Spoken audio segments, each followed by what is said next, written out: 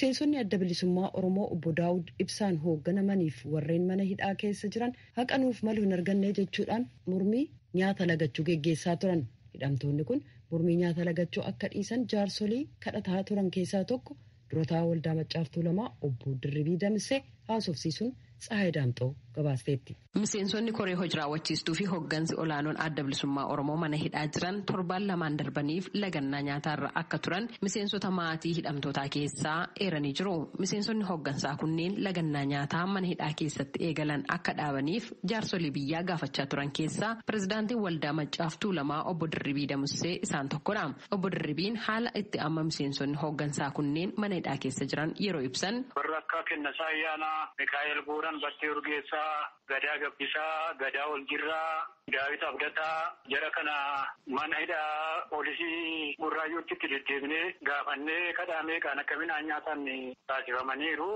Isayyuu gulukkosii fudhatanii isa booddeedha kan nyaatanii. Hooggansi kunneen kan nyaata lagataniif haqa barbaacha mirgi namummaa isaanii sarbamuun akka ta'e nutti himaniiru jechuun obbo Dirribiin ibsaniiru.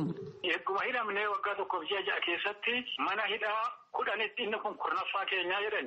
As nu dabarsu, achi nu dabarsu, nu sobu, inni kamtu jedhu, mana murtii dhaqxu nuun jedhu, manni murtii erga bilisa nu baasee ji'a ja'atu darbee. Kanaaf mana handaaqoo keessatti nu hidhu. Duuneetuma hobbaafannaa Oromoodhaaf wareegamnaa maaliif nutti haasa'u yookaan nutti murteessanii guyyaa mana hidhamtu nuun hin jedhanii yookaan nun baasanii.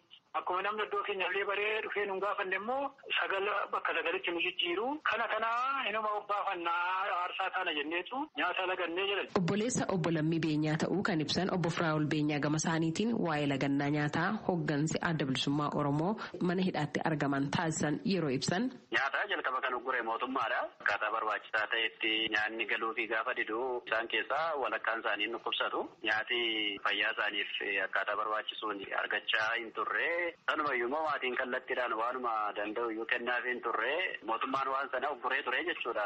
Kanaaf bu'uurumarraayyuu nyaata kana kan dhowwee mootummaadha malee isaan miti jechuudha. Nyaata isaan barbaachisu argatanii akka hin nyaanneef mootummaan gaafa ugguru haala sanaan immoo itti fufuu hin dandeenye waan ta'eef akka kanaan jiraachuu keenyarra jedhaniiti mootummaa guututti waan nyaata lagachuu kana itti seenanii jechuudha. Kanaaf bu'uurumarraayyuu jalqaba nyaata akka isaan hin nyaanne mootummaatu kawwee jechuudha. Mirga isaanii sana kabachiifachuudhaafidha amma isaan nyaata barbaadan nyaata maatiin isaaniif dhiyeessu kana argachuufidha jechuudha. Jalqabayyuu guutummaa guututti waan gama mootummaatiin guyyaatti qarshii 20 herregaafi turan shayii tokkoof daabboo tokko jechuudha jirri kuni. Sana guutummaa guututti irraa of ugguraniiti guutummaa guututti mirga isaanii kabachiifachuuf akka kanaan fuuldura keessan jiraachuurraa du'ullee nu wayya waan jedhutti seenanii. Odeeffannoo jiruun miseensonni hooggansa adda bilisummaa Oromoo lagannaa nyaatarra turan nyaata kan nyaachuu eegalan yoo ta'u kanneen baay'ee dhukkubsatanii wal'aansa fayyaa olaanaa barbaadan jiraachuus hubanneerra jechuun obbo Dirribiin eeranii jiru. Kennasaa Ayyaanaa kiiloo 17 qannasee kiiloo 17 jechuun nam tokko mataan isaa baay'een isaanii kiiloo 10 amma 17tti kan qannasan. Namummaa dhaabanii gogaa filatee isaanii walitti jira ture yeroo namni arginu. Garuu Battee Urgeessaa tiruu isaa irratti hepatitis dhukkuba jedhamtu irratti argame. Kun immoo yoo yeroodhaan yaalame malee balaa qabaa. Dhukkubni kan nama biraatti illee darbuu danda'a. Yaalamanii yaada jedhu itti mane. Miseensonni koree hojii raawwachiistuu fi hooggansi adda bilisummaa Oromoo sadarkaa garaagaraarra jiran hedduun isaanii waggaa tokkoof walakkaa oliif mana hidhaa keessa kan jiran yoo ta'u namoonni hedduun kan manni murtii olaanaa federaalaa ramaddii lidataa dhaddacha farra shororkeessaa fi dhimmoota heera mootummaa kaan bilisaan kaan immoo wabiidhaan akka isaan bahaniif murteesse ta'uu maatiin hidhamtootaa kan ibsan yoo ta'u baatii ja'aaf garuu gaaffii tokko malee naannoo Oromiyaa magaalota garaagaraa keessatti manneen hidhaa jiranii fi qajeelcha poolisii jiran keessatti hidhamanii akka jiran eeraniiru. Dhimma hidhamuu hooggantoota adda bilisummaa Oromoo fi haala amma isaan itti mana hidhaa keessa jiran ilaalchisuudhaan biiroo haqaa Oromiyaa, Koomishinii Poolisii Oromiyaa, Biiroo Nageenyaaf Bulchiinsaa Mootummaa Naannoo Oromiyaa akkasumas Biiroo Dhimmoota Kominikeeshinii Mootummaa Naannoo Oromiyaa irraa deebii argachuudhaaf carraaqqiin har'aaf taasisne hin milkoofne yeroo itti kan argannu yoo ta'e qabannee dhiyaanna. Gabaasa Sagalee Ameerikaatiif Tsahaay Daamxoo Finfinneerra. Yuukireen haala agarsiisaa jirtuun qalbii addunyaa hawataa jirti. Afrikaa keessatti illee gama dinagdeen hidhata ishee durii jabeeffattee jirti. Warreen gama dhiyaas itti dhiyeenyaan hordofaa jiran kanarratti gabaasaalee oduu gabaastonni VOA ergan Bafaqaaduutu cuunfee dhiyeessa. Amajjii darbee fonqolcha aangoo Burkina Faso keessatti raawwatame hordofuudhaan alaabaan Raashaa mul'achaa ture. Birraa darbe keessa suurri bahe tokko loltoonni Riippaabilikii Afrikaa walakkeessaa Seentiraal Afrikaan Riippaabilik yommuu siviilota ittisan akka loltoonni Raashaa dugda duubee isaanii jiran mul'isa. Ragaaleen kun mallattoo mul'ataa hirmaannaa Raashaa isa ardii Afrikaa irratti dabalaa dhufe kan agarsiisanudha. Pireezidaantiin Raashaa Vilaadimiir Puutiin yaa'ii Raashaa fi Afrikaa isa bara 2019 hoggantoota siyaasaa fi diinagdee hirmaachise irratti imaammata alaa biyya isaanii keessatti Afrikaan akka dursa qabdu ibsaniiru. Yaa'ichi michooma Raashaa fi Afrikaa keessatti mala marii haaraa akka uume waliigalteerra geenyeerraa jechuudhaan dubbatanii turanii Putiin. Yaa'iin lammaffaan onkoloolessa keessa Seent Pitersberg keessatti taasifamuudhaaf karoorfame. Inni jalqabaa handaara galaana gurraachaa irratti kan argamtu magaala Soochii keessatti taasifame. Dippiloomaasii akkasumas waliigaltee meeshaa waraanaa, qonnaa, enerjii fi kanneen biroo doolaara biliyoonii hedduutti tilmaamamu maddisiiseera jechuudhaan dhaabbanni yaa'icha qindeesse Roos Koongirees Faawundeeshin jedhamu himeera. Mooskoon firooma bara sirna sooshaalistii biyyoottan Afrikaa waliin ture isa bara 1991 kaasee kufuu jalqabee booda ardicha gallakkiftee baate. Yeroo ammaa walitti dhufeenya ala sana ture haaromsuu jalqabdeetti. Raashaan firooma dhimma siyaasaa fi dhimmoota biroo isa warreen biyyoottan lixaa irratti xiyyeeffataniin ala kan ta'e uumuudhaan Afrikaatti deebi'aa jirti. Yuunivarsiitii Seeton Hool keessatti daayirikteera qorannoo Raashaa kan ta'an Maaksiim Maatuseevi yaada kennaniin akkana jedhu. As did the Soviet Union before, an alternative vision. Akkuma Soviet Union gochaa turte amma Raashaan biyyoottan Afrikaatiif ilaalcha addaa dhiyeessaafii jirti. Wanti ilaalcha Soviet duraaniif Raashaa ammaa wal fakkeessu mormii biyyoottan lixaa irratti qabanidha.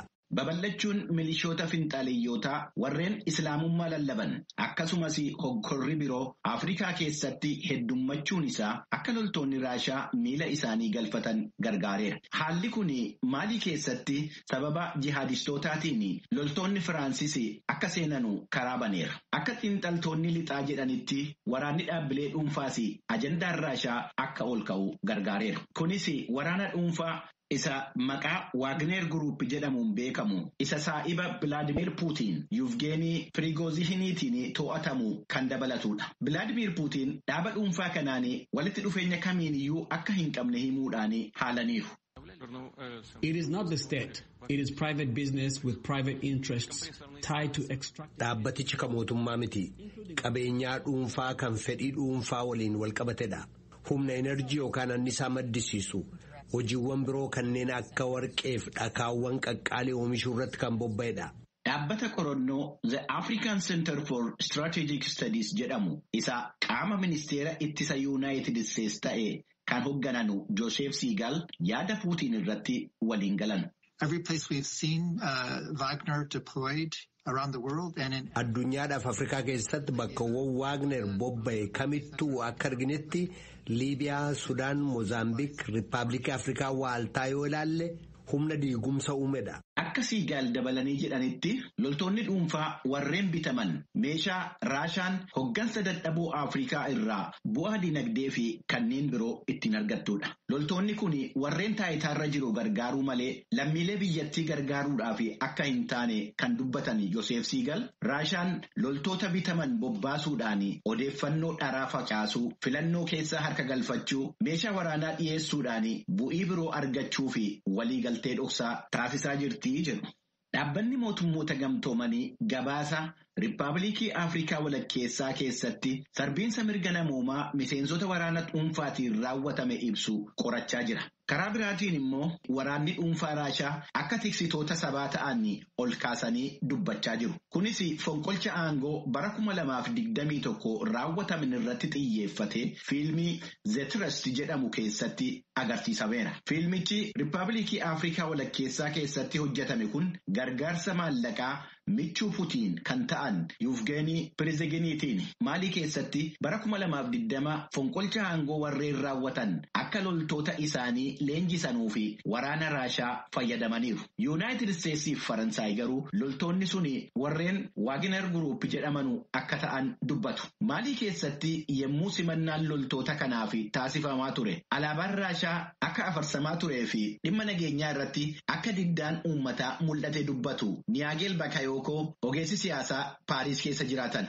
jaarmiyaa miti mootummaa African Security Sector Network jedhamu isa dhimma haqaa fi nageenyaa irratti hojjetu kan hooggananudha. Akkana jedhu. 2013 the Malian population were enthusiastic. Bara 2013 yemmuu warreen Faransaay biyyattii seenan lammiileen Maalii hunduu miira gaariidhaan simatanii turan. Har'ammoo as jiraachuu hin qaban jechuudhaan yemmuu morman argitu. Dhugaa dubbachuuf waggaa 2 fi sanaa ol keessatti wanti Faransaay irratti raawwatame yoo Raashaa irratti raawwatame nan dinqisiisu.